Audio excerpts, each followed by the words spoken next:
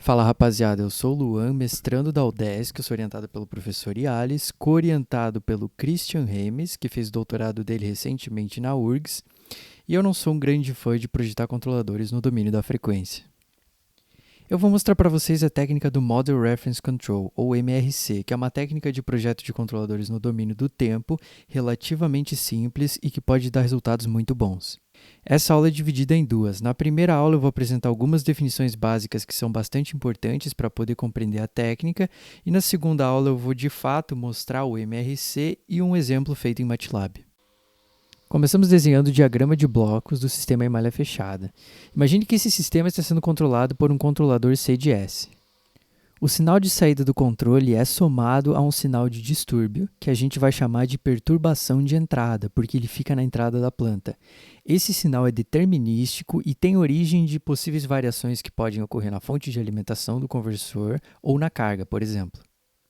Esse sinal, então, vai para a entrada da planta, que é a planta que a gente quer controlar nesse sistema, G de S, cujo sinal de saída vai ser somado a um sinal que a gente vai chamar aqui de V de T.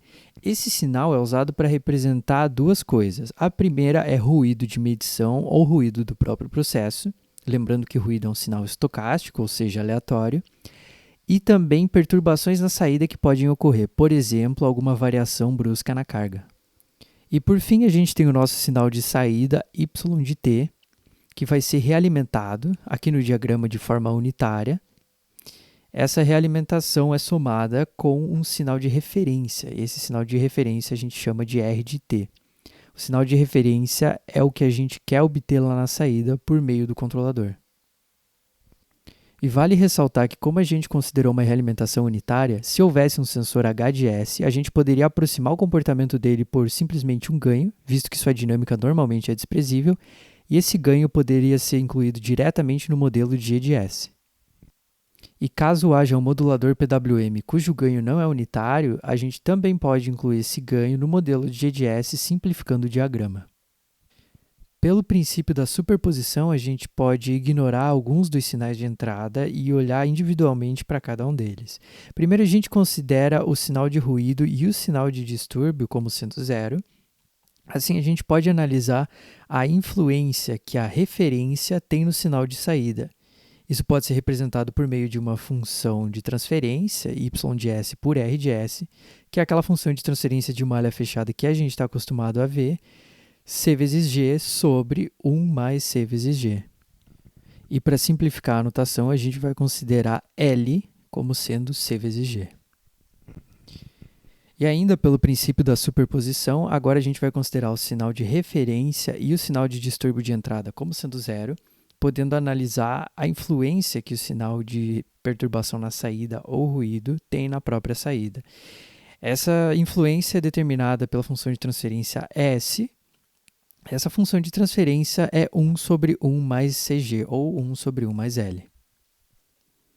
E da mesma forma, por fim, a gente considera o sinal de referência e o sinal de distúrbio na saída como sendo zero, podendo analisar qual é a influência do sinal de distúrbio de entrada na saída. Essa função de transferência é a Q de S e ela é determinada por G sobre 1 mais Cg. Agora abordando um ponto importante do controle, que é a robustez. Para entender a robustez, a gente vai assumir que o sistema G pode ter seus parâmetros variados. Então, a gente vai representar esse sistema G como sendo G é igual a um sistema fixo, G0 de S, mais um ΔG de S, que é a variação que pode ocorrer nesse sistema. Então, pensando na robustez, a gente vai ter como objetivo obter um controlador CDS com base no modelo que a gente tem da planta, que é o modelo fixo, aqui a gente está chamando de G0 de S, tal que resulte em um sistema em malha fechada robusto o suficiente para poder lidar bem com variações que podem ocorrer em G de S. E no caso dos conversores, essas variações ΔG de S no modelo vão ser variações de parâmetros do modelo, que podem ser, por exemplo, variações na tensão de entrada, na carga de saída, entre outras. A gente pode considerar essa variação paramétrica na planta como sendo um distúrbio na saída, E assim dá para ligar esse conceito de robustez com a função de transferência S que eu mostrei anteriormente, porque ela modela o comportamento do sistema, mais especificamente do sinal de saída, em relação a distúrbios na saída que podem ocorrer. Olhando especificamente para o bode da S, a gente consegue encontrar uma relação entre a magnitude dela, especificamente o máximo pico da S, com as margens de fase e ganho, que são características que a gente normalmente usa para analisar a robustez dos nossos sistemas. E já que estamos falando em bode, vamos aproveitar para revisar rapidamente o que é o diagrama de bode. O diagrama de bode representa a resposta em frequência de um sistema. No caso aqui, a gente divide ele em dois, em magnitude e fase. E agora, para ter uma noção das margens de ganho e fase em um diagrama de bode, a gente plota as curvas de ganho e fase de uma função de transferência em malha aberta, ou seja, da L, CG, para poder definir as margens de ganho e de fase, porque elas são referentes a L. Começando pela margem de fase, primeiro a gente olha quando que a curva de magnitude cruza com 0 decibéis. Nessa frequência, a gente vai olhar qual é a distância entre a curva de fase e menos 180 graus. Assim, aquele espaço em graus é a margem de fase. Percebam que eu escrevo no gráfico 180 graus positivo, mas na verdade eu estou me referindo a 180 graus negativo. Agora, para observar graficamente a margem de ganho, a gente primeiro vê a frequência em que a curva de fase cruza com menos 180 graus. Aí a gente olha na curva de magnitude qual é o valor dela nessa frequência. A distância entre esse valor e os 0 decibéis é a própria margem de ganho. E agora, expressando isso matematicamente, a margem de ganho é igual a 1 sobre o módulo do valor da L quando a frequência é a frequência de cruzamento com 180 graus, ou menos 180 graus no caso. E esse valor de margem de ganho sempre vai ser maior ou igual que o máximo pico da S, que eu mostrei anteriormente, dividido pelo máximo pico da S menos 1. Então, essa é a relação entre a margem de ganho e a função de transferência S. Agora, olhando para a margem de fase, a expressão dela é o ângulo da L quando ocorre o cruzamento da magnitude com 0 decibéis, que é aquela frequência que eu estou chamando de ωc, mais 180 graus, ou seja, a distância daquele valor de ângulo até menos 180 graus. E tudo isso é maior ou igual que 1 sobre o máximo pico da S. Então, assim, a gente fecha a relação entre margem de ganho e fase com a S, e relembrando que o máximo pico da S é igual ao máximo valor de magnitude da S para todo o espectro de frequência ômega.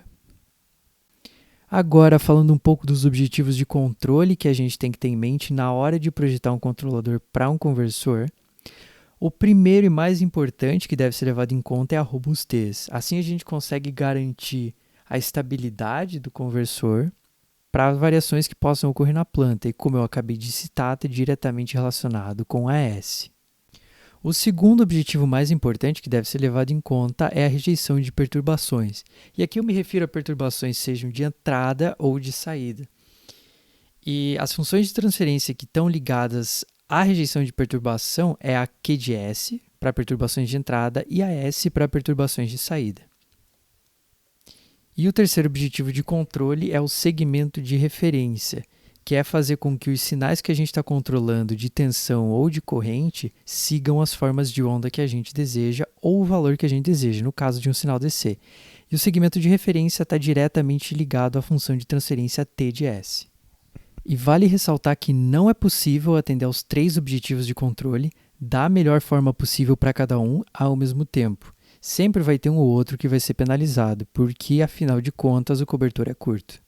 Inclusive, existe uma expressão para isso que é T mais S igual a 1. Nesse caso, não considerando a Q, pensando só na T e na S, se uma delas aumentar, a outra vai ter que diminuir, porque o valor delas somado não pode passar de 1. E isso é conhecido como o efeito cama d'água. Se você aperta ela de um lado, ela aumenta a altura do outro. Se você aperta daquele lado, ela aumenta a altura desse lado e você nunca vai conseguir deixar os dois no máximo. Lembrando que a T tem relação ao desempenho e a S com a robustez, então sempre ao projetar um controlador, você vai ter que trabalhar com o trade-off entre esses dois fatores.